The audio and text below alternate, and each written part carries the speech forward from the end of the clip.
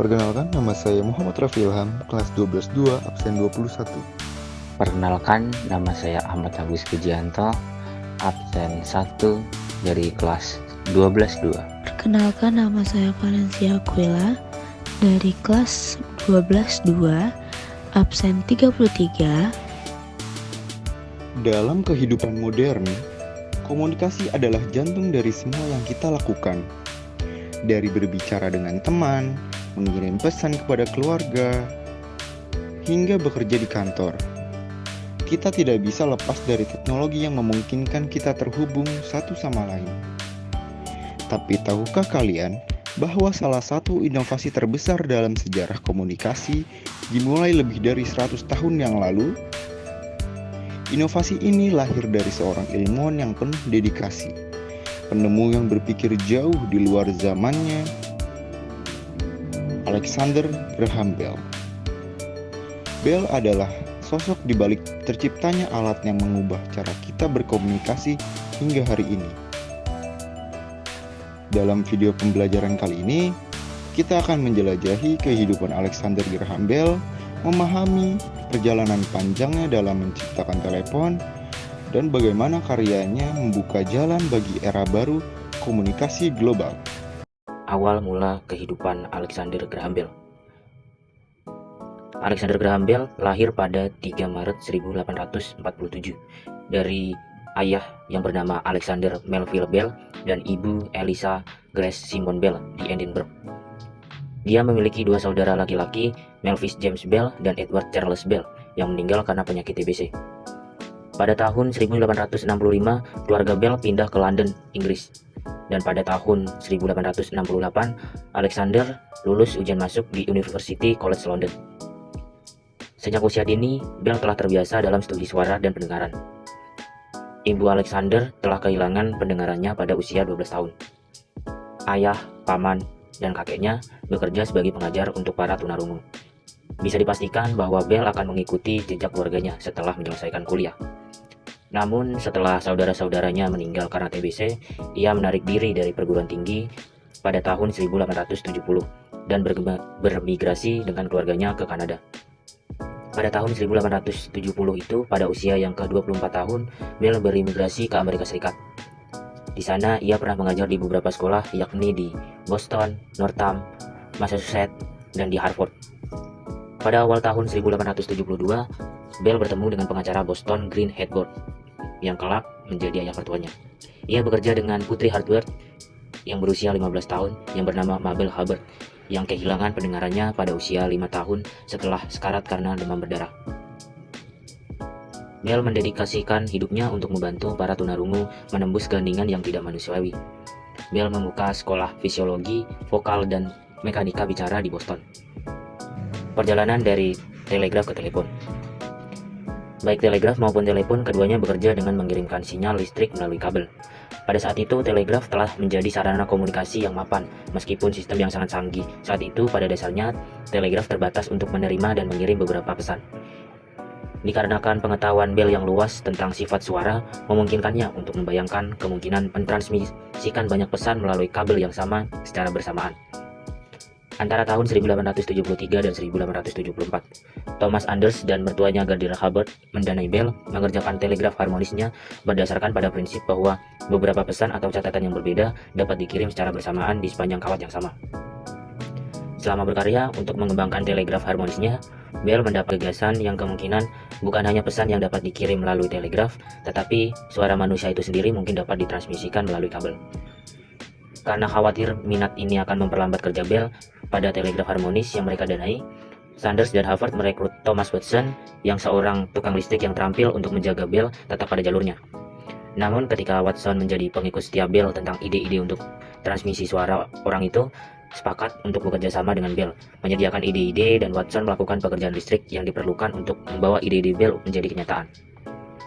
Pada Oktober tahun 1874, penelitian Bell telah berkembang, tetapi tidak memberitahu Hubbard bahwa dia dan Watson mengembangkan perangkat yang akan mentransmisikan ucapan suara secara elektrik. Sementara itu, Watson mengerjakan telegraf harmonis atas desakan Hubbard dan pendukung lainnya. Pada tahun 1876, pada tanggal 7 Maret, Graham Bell mendapatkan paten untuk penemuan telepon. Dan pada 3 hari setelahnya atau tanggal 10 Maret, melakukan percakapan telepon pertama dengan asistennya Thomas Watson. Lalu pada tahun 1877, pada tanggal 11 Juli, Graham Bell menikah dengan Mabel Gardiner Hubbard, salah satu muridnya yang tuli. Menjadi salah satu pendiri Bell Telephone Company. Setahun berselang, pada 8 Mei, kelahiran anak pertamanya bernama Elsie May Bell. Pada tahun 1880, Graham Bell mengembangkan fotofon atau perangkat untuk mentransmisikan suara melalui cahaya. Pada tanggal 10 Februari 1880, kelahiran anak kedua dari Graham Bell pun terjadi, yang bernama Marian Hubbard Bell. Lalu ia menerima Volta Prize dari pemerintah Prancis atas penemuan telepon. Pada tahun 1881, Graham Bell mengembangkan metal detektor untuk mencoba menemukan peluru di tubuh Presiden James A. Garfield. Lalu, pada 1888, Graham Bell menjadi salah satu pendiri National Geographic Society. 10 tahun kemudian, ia mengembangkan berbagai proyek dalam bidang aeronautika dan hidrofoil. Dan di dalam tahun 1919, ia melakukan penggilingan telepon lintas benua pertama dari New York ke San Francisco. Di 1922, pada tepatnya 2 Agustus, ia meninggal di rumahnya di Baddeck, Nova Scotia, Kanada. Dari informasi-informasi berikut ini, semoga kalian tahu ya, siapa aja sih yang berpartisipasi dalam pembuatan telepon atau sistem informasi yang selama ini kita gunakan di kehidupan sehari-hari loh. Nah, tadi kita sudah membahas tentang Graham Bell nih, tentang bagaimana semasa hidupnya Graham Bell dari tahun ke tahun. Tapi Alexander Graham Bell lebih dari sekadar penemu telepon. Ia adalah seorang visioner yang memandang dunia dengan rasa ingin tahu yang tak terbatas. Dia juga seorang pendidik yang bertekad untuk meningkatkan kualitas hidup mereka yang tidak bisa mendengar. Karena seperti yang kita ketahui bahwa istri Graham Bell juga semi tuli, dan ia juga seorang ilmuwan yang tidak pernah berhenti mencari cara untuk membawa dunia lebih dekat. Selain itu, dia juga berdedikasi, bekerja keras, dan dengan kegigihan. Itu semua membuat Bell berhasil mengubah cara kita berkomunikasi. Penemuannya menciptakan fondasi bagi perkembangan teknologi yang kita gunakan sampai hari ini, memungkinkan dunia yang terhubung di mana informasi dan suara dapat menyatukan orang-orang dari seluruh penjuru bumi.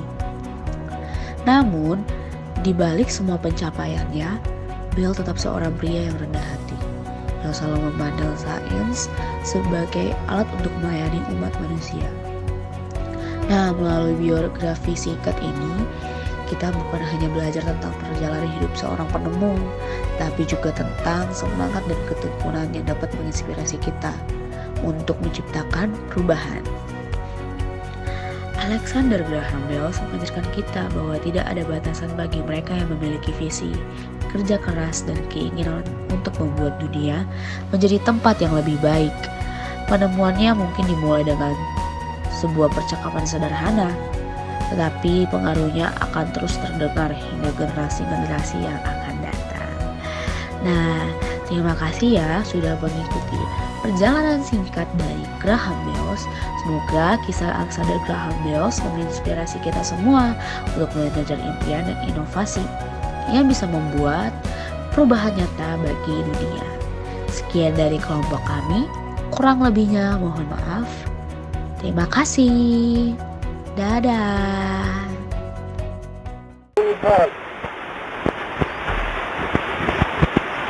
Alexander Graham Bell.